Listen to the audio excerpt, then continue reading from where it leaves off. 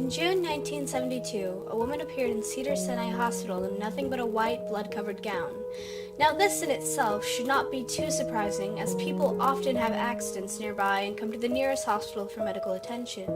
But there was two things that caused people who saw her to vomit and flee in terror.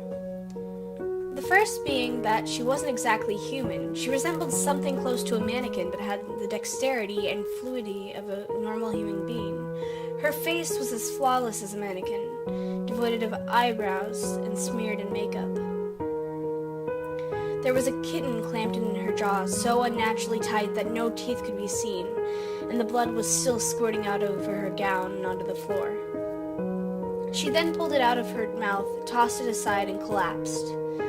From the moment she stepped through the entrance to when she was taken to a hospital room and cleaned up, before being prepped for sedation, she was completely calm, expressionless, and motionless.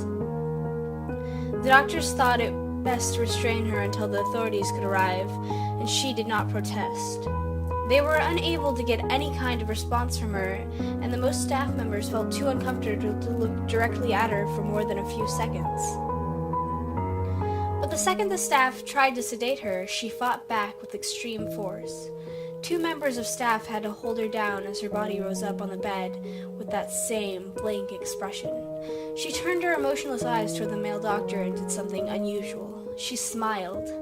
As she did, the female doctor screamed and let go out of shock. In the woman's mouth were not human teeth, but long, sharp spikes. Too long for her mouth to close fully without causing any damage. The male doctor stared back at her for a moment before asking, "What in the hell are you?" She cracked her neck down to her shoulders to observe him, still smiling. There was a long pause. The security had been alerted and could be heard coming down the hallway. As he heard them approach, she darted forward, sinking her teeth into the front of his throat and ripping out his jugular and letting him fall to the floor, gasping for air as he choked on his own blood. She stood up and leaned over him, her face coming dangerously close to his as the life faded from his eyes. She leaned closer and whispered in his ear, "I am God." The doctor's eyes filled with fear as he watched her calmly walk away to greet the security men. His last ever sight would be watching her feast on them one by one.